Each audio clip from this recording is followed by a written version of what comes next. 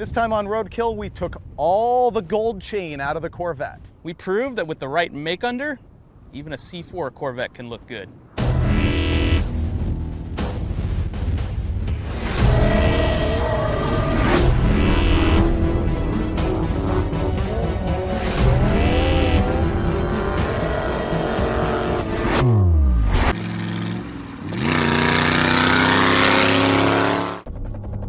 If I wait long enough, I can usually fulfill one of my automotive dreams, and this episode is that. Like 5 years ago, Finnegan's very first story for Hot Rod Magazine was when we took this C4 Corvette and cut the body off of it. We cut 900 pounds off of this thing and proved it would be faster in the autocross, but what I always wanted to do was cage it up and just make it a wicked handling machine. We're finally gonna do it, and Continental Tire hooked us up with a Lingenfelter Corvette so we can have a shootout at the same time. The backstory on this car is that it's an '85 C4 Corvette that was left for dead in the desert and flooded. It had that worthless Crossfire 350 V8 in it, but what made this one pretty cool is that it had a manual transmission, which is a 4-speed with a Doug Nash add-on overdrive on the back. We cut this thing up until it only weighed 2,350 pounds, and it's been sitting ever since. It got wasted. It got rained down the engine. There was weeds growing through it. Our junk was junk. Just turned to dust. And so we took one of our shop guys and set him to stripping every bit of plastic off the car. We gutted this thing all the way down to the bare frame. So now we're gonna throw a little bit of money and a whole lot of parts we have laying around at this thing to see if we can make it handle just a little bit better. We're gonna have to do everything to the car. All that's left is the stuff that performs. No more Guido. The old 350 was all seized up, so we pulled that out and we put in a new engine that I had sitting around. The motor here is the Marshmallow Mouse, or the white trash. It's a bone stock junkyard 91 truck bottom end. It's got some World Products 170cc iron heads on it, Comp Cam's thumper cam, and of course the tunnel ram and zoomies. And it made 350 horsepower and 360 pound-feet of torque. It's no fire breather here, but it was sitting around and it was cheap and it's ludicrous, and we're hoping to death that these zoomies actually clear the brake booster. Oh, this zoomie is gonna be a drag. Little Sawzall might fix it. There we go. Like a glove. So EBC Brakes has a pretty good sense of humor because they were willing to help us out with this thing. We actually got sponsorship for this piece of junk. And what's cool is that they're an English company. They make really high-end rotors like this one. And they agree with me that stuff like slotted rotors really doesn't do that much. They put this slot in here because a lot of the aftermarket rotors that just have the dots cut in them will actually groove the pad. And they're like, this is there to keep the pad face flat. This is the standard operating procedure for Roadkill, putting way too nice of parts on way too junky a car. That master cylinder is in good shape. This thing sat outside for so long since we did the original hack that it pretty much just decomposed. Anything plastic on it turned to dust. Okay, ready for the zoomy moment of truth? Oh, fail. Manual booster is all we need. Even on Roadkill, do we want to sacrifice brake performance for having zoomies? Because this is far more critical than brakes. I was really wishy-washy about the headers. First we had the zoomies, which were really cool, but they melted the master cylinder. Then we had the pulling headers that stuck straight up in the air, but those melted the alternator. This literally says, I'm going to a tractor pull and I borrowed the wheels off my dad's Chevelle. And ultimately, we just put some short, tight tubes on it and dumped the exhaust straight out the side. I was really starting to fall in love with the overall shape of the Corvette, and I didn't want the visual protrusion of those headers, so this is gonna look much cooler. Did you just say you fell in love with the shape of a Corvette? Yeah, but look at it. This is a new milestone we're hitting right here. However, this is now less Corvette and more Roadkill. Yeah. So here's part of our plan. We're trying not to spend a ton of money on this steel. And even though we don't have fenders on it, which means we could have put 12-inch wide wheels on this, we didn't do that. We are gonna get rid of our 16 by 8.5 stock wheels and a set of dry rotted BFGs. Those are gonna go away. And we had this set of 17 by 9s laying around, which are a ½ inch wider and an inch taller. And we've got a set of 285 4017 Continental Extreme Contact tires. They're wider, they're lower profile, there'll be less sidewall deflection here. This thing should handle a little bit better. But in an effort to save as much weight as we could, We ripped out every ounce of wiring in that Corvette. And we're going to replace just what we need with a universal switch panel and switches. Because that small block Chevy has a ready-to-run distributor and an alternator. So we just had to pick one of many holes to run this through. There isn't much else on there that needs powering, so other than lights, we don't need a lot of wiring in this car. Fewer things to go wrong. This panel's really nice. Because we got an open top car here and it's probably going to get rained on, everything's got a condom on it to keep the moisture out. And it even has circuit breakers. We never have circuit breakers. This is already nicer than almost everything we've ever built. A couple of days into the build, we realized there was no way we were going to get a roll cage built on this car in time to test it. And so we sent it out to have the tubes bent up by Josh at Lucas Fab in Huntington Beach, and he brought the car back to us unwelded so that we could finish it up. But before we could even get the thing back off our ramp truck, I broke it. Oh, it just stuck. No. You just broke it? No, it just stuck on. Try and roll it, it won't roll. Whoops. Yeah, in true Roadkill fashion, I figured the handbrake was going to work, but when I pulled it, it locked up the rear tires and was not going to let go. So we had another couple of hours of work to do before we could ever begin to start welding up the roll cage. Look at all this cheating going on with other people working on it. I feel dirty. Let's be honest, you and I would never have built that cage in 3 days. I know. 3 weeks, maybe. And it probably would have been crooked. I wonder if it got impounded. Would we ever get it back? Would it be a fix-it ticket? Would it just be... Well, we wouldn't get impounded. It'd be a fix-it ticket. I think it would get impounded. Every time I've ever got a noise ticket, they never impounded the car. It was just... Yeah, but... The only violations we have right now are no fenders, and it'll be too loud. It'll have belts, it'll have lights, it'll have a window. Did you see I ordered a horn? It'll have a horn. I got an air horn. Nice. Yeah. Turn signals? Doesn't have turn signals. Arms. Don't have those. Got a rear view, got a side mirror. Oh yeah, we're the model of legality. If you close your eyes, on paper, it's legal. Yeah. Just tell the officer that. Officer, just close your eyes and let me tell you all the equipment we have. You know how normally speed stickers make your car go faster? These make your car brake. Ooh, taillights. Like that? Yeah. Like that? Look at that. That is like the rocket thruster. You don't need a brake light switch. You just need to touch the wire to something every time you want to drive. Stopping now. That is awesome. Yeah, those are pretty That good. is the best part of this car. How about we make it run? Ready? Advanced? Or did you just let off? Okay. Who wired that? So check the firing order. Yep. It's one off. This is number 1. It's pointed at number 8. Okay, so we just need to rotate everything.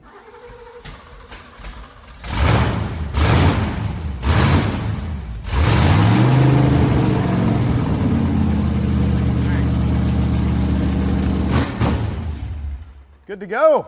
It smokes a little. This is one of the better things we've done. As bad as this looks, there's really not that much butchery. We're starting a trend with this. People are going to do this. Junk buggies. No, vet buggies. The vet cart. We could start a really unsafe racing series with these. What's unsafe about it? We need to go around the block.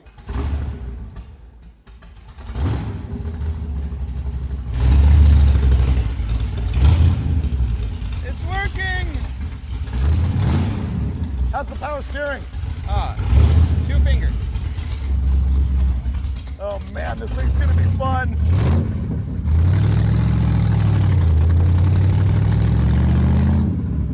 Ah, getting dirt in the eye, how about you? Wow, the brakes are exceptional. I bet they are.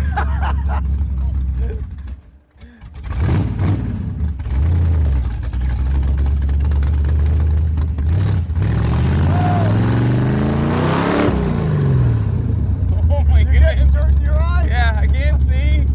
And the brakes want to put me through what would be the windshield if we had one. That's a good reason not to have one.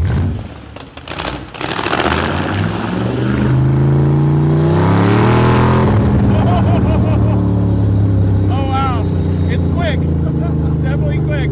Oh, look at all the smoke. It needs a little tune-up Yeah. and an alignment. That's good burnout. 5,500. That's good. your face.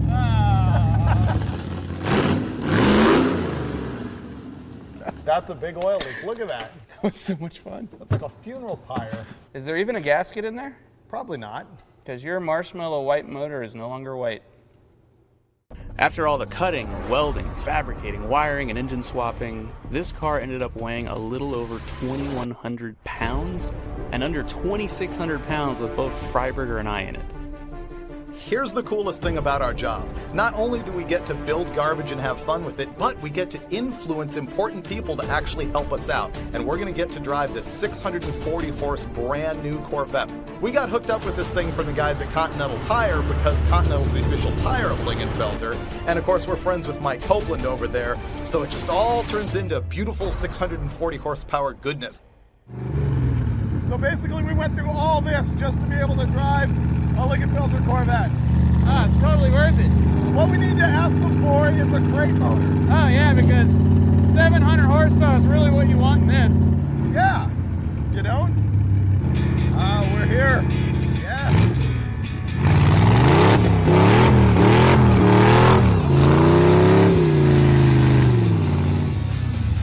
That's good donuts. All right. I'll just go ahead and shut the engine off. So the deal on this, nobody would loan us a regular stock Corvette. Imagine that. So I call Lingenfelter. Like, we need to borrow a Corvette. We're going to be racing against that, so we want the least power you can make. But Copeland doesn't speak that language. So this thing makes 640. It has an Edelbrock blower on it, 6.5 PSI, Cook's headers, Corsa exhaust, Continental tires, and a Lingenfelter body kit. Other than that, stock. That doesn't sound stock at all. Okay, so it's got almost twice the horsepower, but weighs about 2,000 pounds more. Yeah, twice as much horsepower, but I was hoping it was twice the weight so that the power per weight ratio would be the same, but it's not. This still has the advantage on that. What does this weigh? I don't know. What's it weigh, 3,600?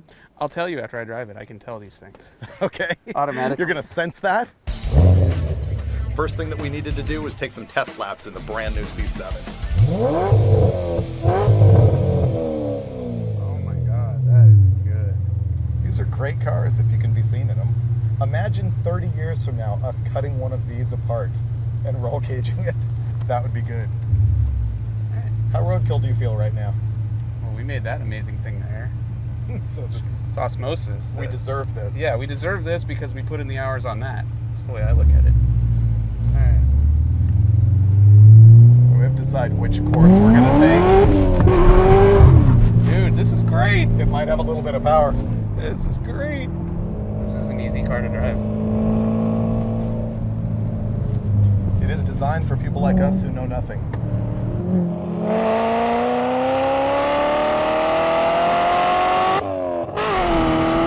Shifting at $7,000 is awesome. This thing is bitching. This is a really great car.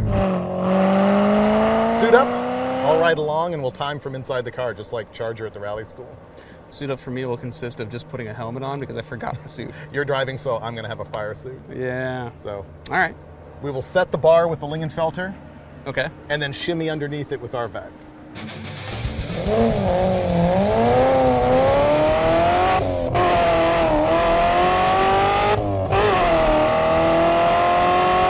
This is an awesome car. Anyone can get in here, and you can crash this, but it's a lot really difficult. Dude, I twist this knob, one more click and we're dead.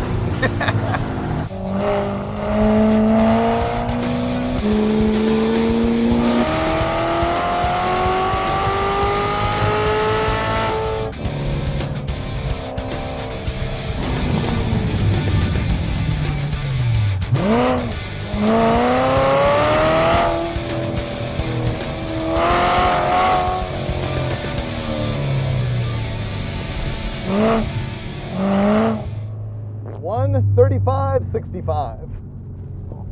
I have no idea what a good lap is here. I don't either. That probably wasn't it. Nah, there were definitely room for improvement there. Well, I'd like to say I can improve on that, but I'm not going to say that until I actually drive it. Oh, I think you can. That was not my finest work. I need to break out the excuses now. See, he had 6 laps, 5 warm-ups and a race. I'm gonna have 2, 1 warm-up and a race. So that means if I lose, I look even worse. Thanks for throwing that out there. This ends the whining portion of the program. Ready? Ah, that hurt. I'm air conditioning my butt right now. Really? You have seat AC? Yeah. Wow. Oh, that feels good. How do I air condition my butt? Here we go.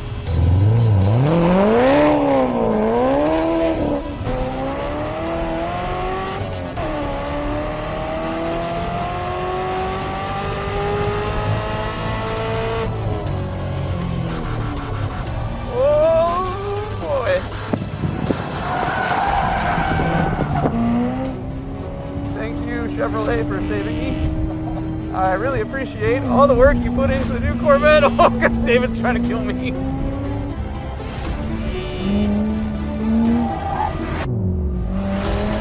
Did the tires do something wrong to you? Because you were punishing them.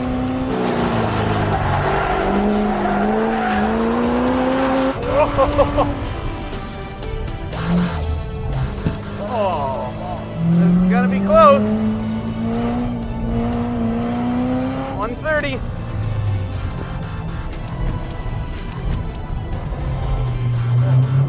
You beat me. 134.50. Winning! And it was a mess. I spent most of the time that side just going clink, clink, clink. The Corvette's not built for a helmet.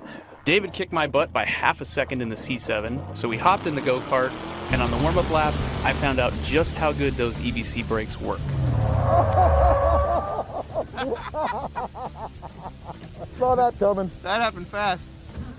That's just tapping the brakes, right? Yep.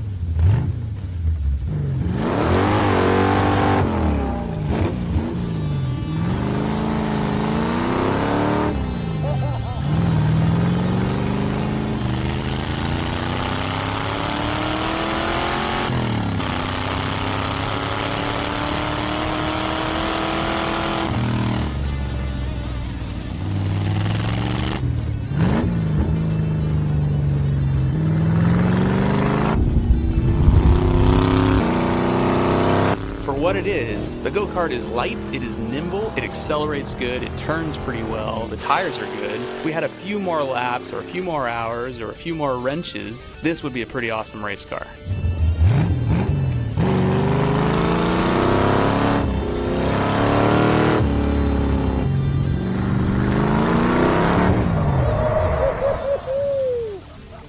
Seconds slower than the Lingenfelter. Not bad. I'm a fan. Really? I'm totally a fan. This has so much potential. But the issues are that you tap the brakes and it wants to come around. You have to completely drive different. You can't barrel into a corner and then lay into the brakes. Sure. It just wants to spin out. Yeah, but it handles good. Really? Yeah, it steers really good. It's really not that loose. It's the perfect amount of power for what it is right now, I think. Yeah. Dude, the first couple times around, I was spooked. I was like, this thing's gonna kill me, my arm's gonna come out the side. Right. You know, we're gonna flip it. But once you spin it out and you realize it's not tipping over. Look at all the oil on your helmet. Yeah, we've got something happening over here. The hole in the valve cover, maybe? Yeah, that's just rust prevention, as far as I'm concerned. It's not on the tires, so it's safe. So, I had confidence in the new Corvette saving me from myself. I don't have that here. I think your sense of self-preservation will really just kick in. Yeah, this thing lets me be as stupid as I want to be, and I don't want to be that stupid in it. What's your level of fear right now? Yeah, I don't trust you. I really don't. So I'm about a 9. Just gonna hold on to these.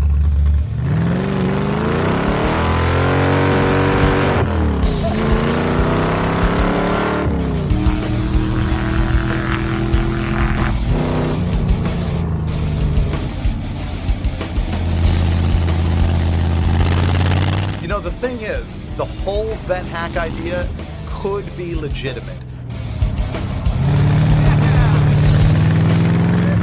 Stripping a C4 down to its bare bones and caging it, this thing only weighs 2,100 pounds. You could science out the suspension on this, give it some more horsepower. Imagine a Lingenfelter crate motor in this car. It would destroy all, and it would be an actual threat at a time attack event anyway.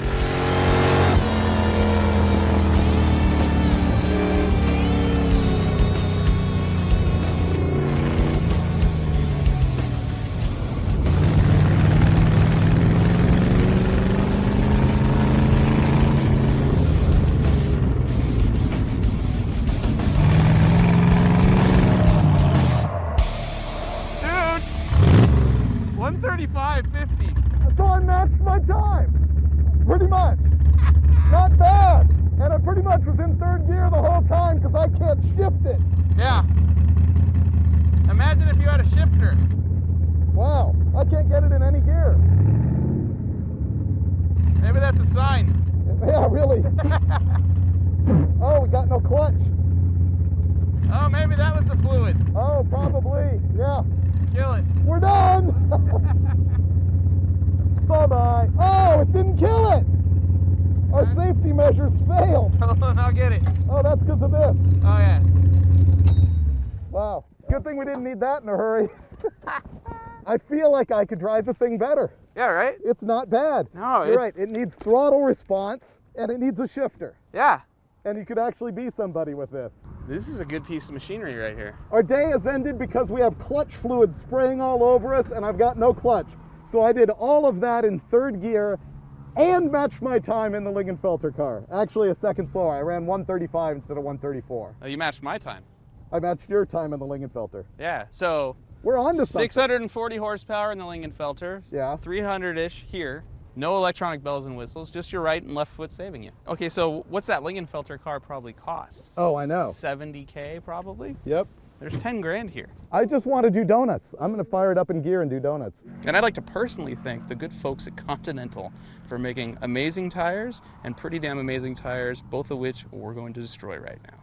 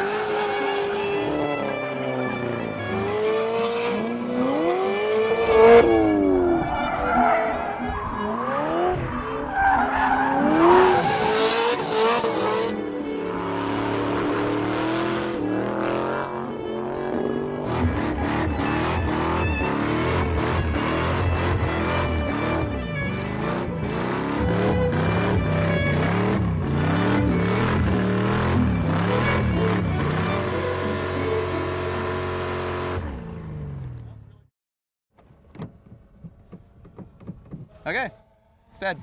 Okay. Another car being pushed. We broke it after all. No matter how many parts we remove from a vehicle, we can break whatever's left.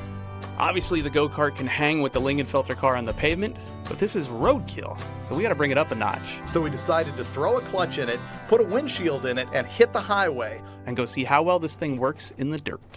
Oh yeah, like factory.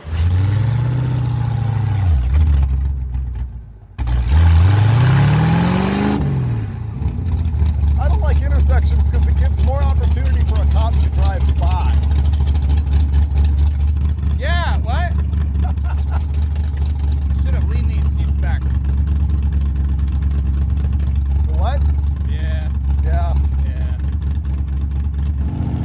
The thing handles good.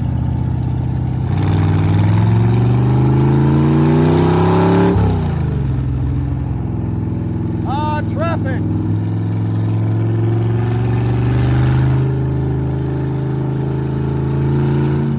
No problem. What? Oh, yeah. Smell gas.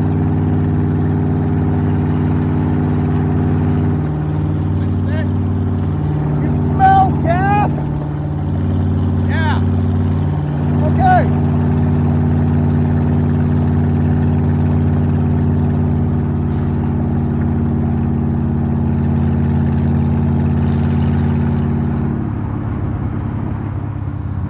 Probably check that.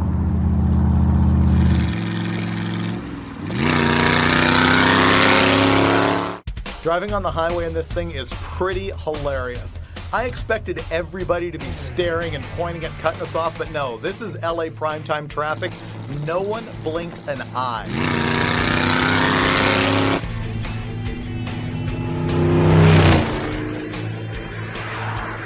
When we got out to the desert, things were going way too smoothly until Roadkill kicked in.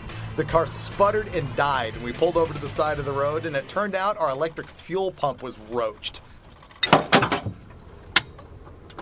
Maybe we can get a stick or something so you could reach back and just hit it. It's a great idea. Hit it with a bottle of water. Maybe I can reach it. Is it working? No.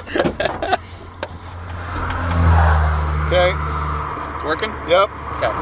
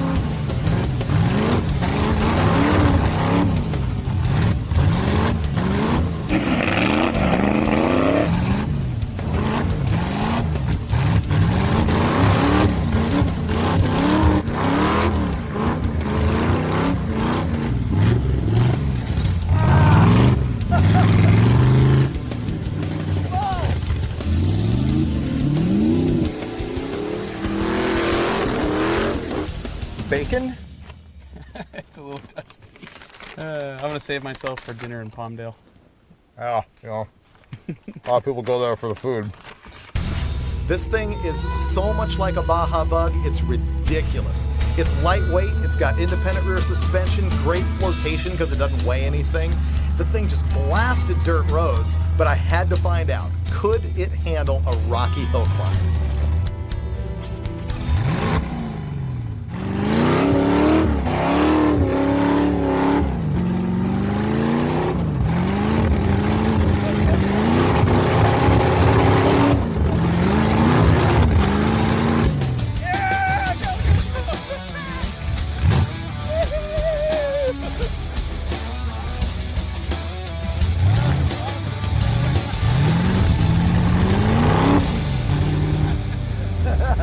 That was cool. Let's see your Lingenfelter Corvette do that right there. Oh, we failed not bringing it. When we get pulled over and the cop goes, "Do you know why I pulled you over?" And they go, "Exhibition of greatness." Yeah. Okay. Gunshots. All right. All right, time to go.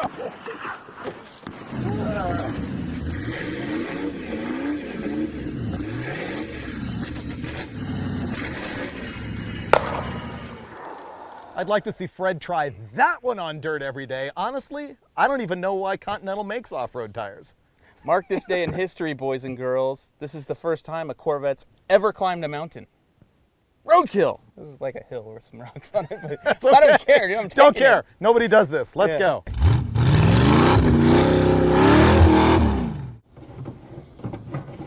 Shifter's overrated. Oh, try to avoid that. It really hurts. Sorry. You wanted to go off-road? You don't know Ken Lingenfelter personally and realize that I could have wrecked it and Ken would have said okay. So that's why I drove like an absolute moron.